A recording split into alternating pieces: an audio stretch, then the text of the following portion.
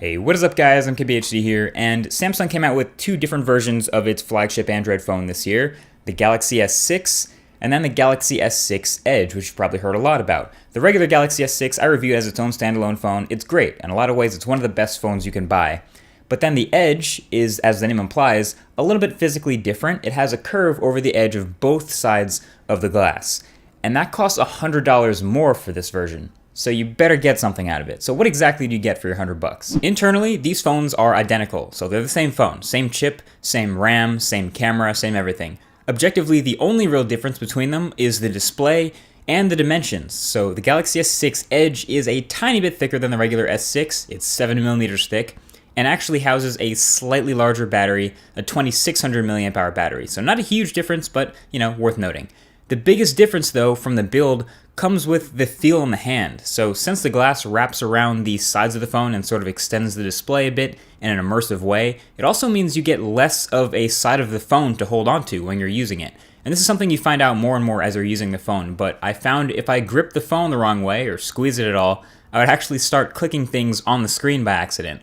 But if I was too careful to not touch the screen at all, then you're basically just holding onto a sharp metal edge, and that actually got uncomfortable after a while. There's significantly less material to hold on the sides, and because of the angles and the way it's built, you're really not holding onto a metal side, you're holding onto a metal rail to pick up and hold the phone. It does make the phone look and feel super thin, and it is eye-catching, believe me, but this turned into a case of feeling like a little bit too thin. Now, Samsung does build in some neat software features to take advantage of the new shape, so it's not as extreme as the curve on the Note 4 Edge, which is only on one side, but this is a little bit more convenient here since you can choose which side any of these features show up on. So you get Edge lighting for incoming calls, People Edge for a quick swipe in to contact your favorite people, Information Stream to show notifications and info on the Edge, and the Night Clock. I found the Night Clock and the Information Stream to actually make the most sense since they take advantage of the OLED display and only light the Edge pixels when you have them in use so they don't waste any battery. But they're actually the features that I use the least because I just never felt compelled to use them, even though I feel like they'd be very easy to use. But the ones I did use are the People Edge and the Edge lighting. They're very cool. So I have a few favorite contacts available, and you can swipe in from, only the home screen. You can pull in that tab from the home screen at any time to contact them.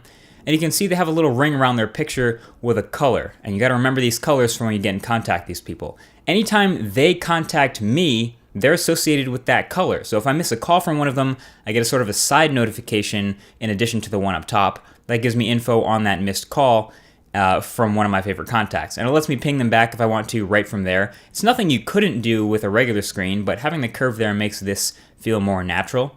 And any incoming call from a favorite contact, while your phone is face down on the table, will light up the edges with that phone's that contact's color. So you know who it is before you pick it up. The funny thing is, I didn't want to put this all-glass phone face down on a table that often, but it was a nice thing to see it work.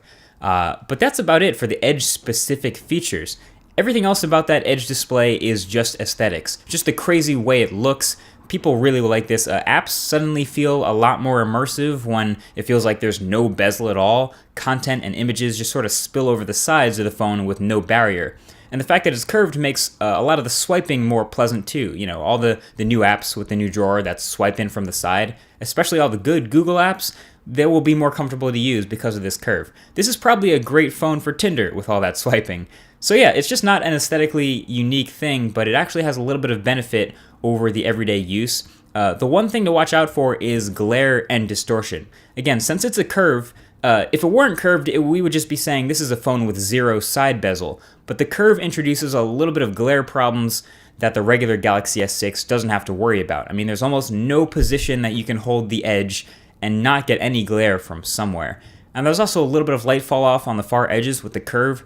And then yeah, distortion can be a factor with full screen media too. You'll notice that. So long story short, when I was introduced to both the phones, the Galaxy S6 Edge and the regular Galaxy S6, I really liked the Edge version a lot more. But this is one of those cases where the initial impression is a little bit different from the final verdict.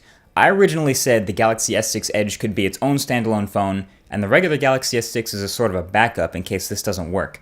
But now, because it's $100 extra, it's sort of a different case, and as cool as it is, the Edge screen probably isn't worth the extra $100 to most people. It does look really cool on a table and in the hand, and it does seem a lot thinner and a lot different, and it does differentiate itself from a normal phone, but when you consider the price difference, it's a little harder to justify. Maybe we'll see Edge versions of Samsung phones that aren't a full $100 more than their regular counterparts in the future, but until then, I'd say hold off, even though it looks pretty awesome.